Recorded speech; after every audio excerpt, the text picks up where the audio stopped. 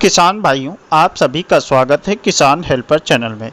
किसान भाई, जैसे कि हम लोग आजकल रबी का सीजन चल रहा है और गेहूं की बुआई बड़ी तेज़ी से चल रही है।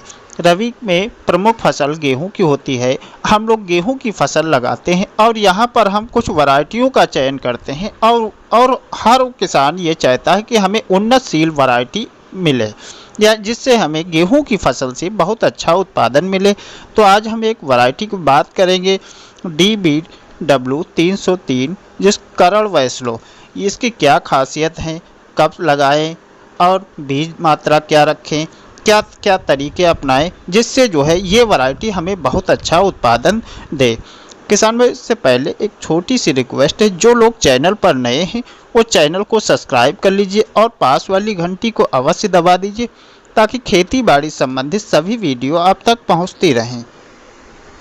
चलिए अब शुरू करते हैं। जो DBW-303 करड़ वैष्णो के नाम से यानी भारत की नंबर 1 वैरायटी के नाम से भी जानी जाती है, तो ये वैरायटी क्या खूबियां हैं। तो किसान भाई, सबसे पहले ये जो है भारतीय जौन अनुसंधान द्वारा किसानों को समर्पित की गई सन 2021 में। तब से जो है किसानों की ये पहली पसंद बनी हुई है और बहुत सारे किसानों ने इसको उगाया भी है और इससे काफ़ी ज़्यादा उत्पादन निकाला है, क्योंकि अन्य वैरायटियों की अपेक्षा इस वैरायटी में उत्पादन की क्षमता अधिक होती है, क्योंकि पर दाने यानी पर पौधे में जो है कल्ले बहुत अधिक निकलते हैं। एक पौधे में 15 से 30 कल्ले तक ये वैरायटी देने में सक्षम रही है। जब पौधे में कल्ले अधिक होते हैं तो वैरायटी ऑटोमेटिक जो है उत्पादन अधिक देती है।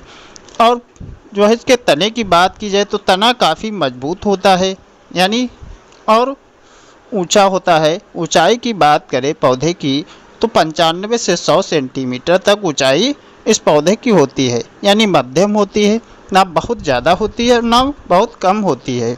बात करें जैसे यहाँ पर गिरने की, तो गिरने में अन्य वैरायटियों की अपेक्षा इसमें बहुत कम संभावना होती हैं, क्योंकि ये जो है तना इसके जो है काफ़ी मजबूत होते हैं, तो ये गिरती कम है। बात करें की जाए जैसे किसान भाइयों, इसकी खूबी ये है कि सबसे अच्छी तो कि इसमें रोग कम लगते हैं। अन्य वैरायटियों की अपेक्षा इसमें बहुत कम रोग लगते हैं, ना के बराबर, और कभी कभी कुछ क्षेत्रों में तो रोग आते भी नहीं। गेहूं में जो है पीला रतुआ रोग जो लगता है, तो इस वैरायटी में ये रोग नहीं आता है, और जो आता है तो रोग प्रतिरोधक क्षमता इसमें बहुत अधिक होती है, रोग इससे कम हानि पहुंचा पाता है। किसानों, बात अब करा जाए जैसे कि बुआई की, हम लोग तो बुआई की जैसे बात करते हैं तो बुआई दो तरीके से हमारे किसान साथी करते हैं। एक तो करते हैं मशीन के माध्यम से, यानी आप मशीन से बुआई करते हैं तो बीज की मात्रा थोड़ी कम हो जाती है, यानी 45 से 50 किलोग्राम।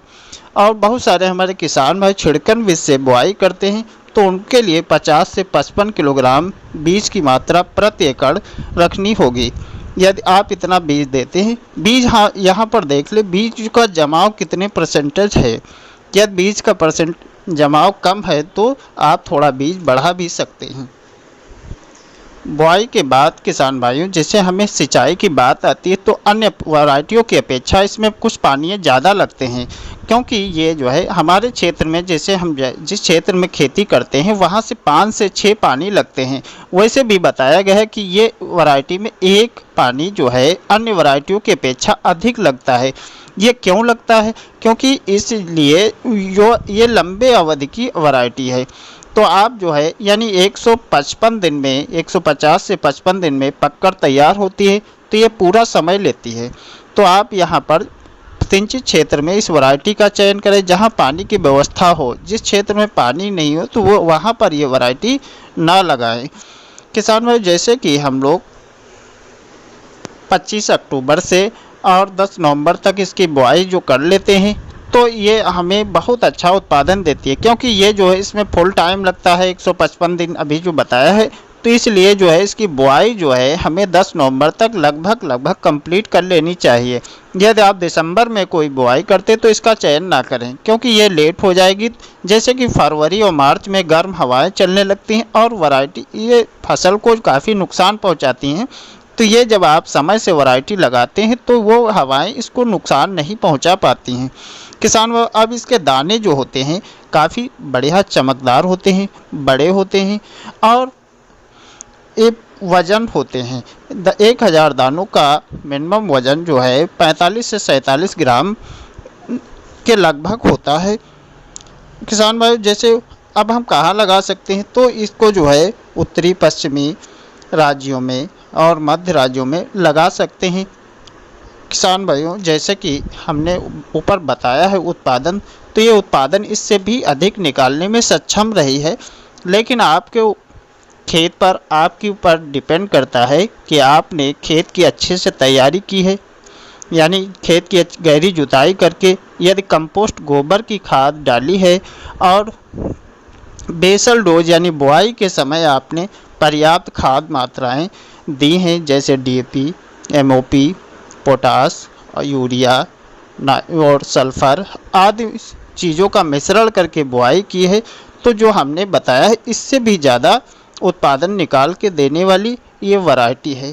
किसान भाई जानकारी अच्छी लगी है तो चैनल को सब्सक्राइब कर लीजिए और पास वाली घंटी को अवश्य दबा दीजिए ताकि खेती बाड़ी संबंधित सभी वीडियो आप तक पहुंचती रहें। धन्यवाद। जय जवान जय किसान।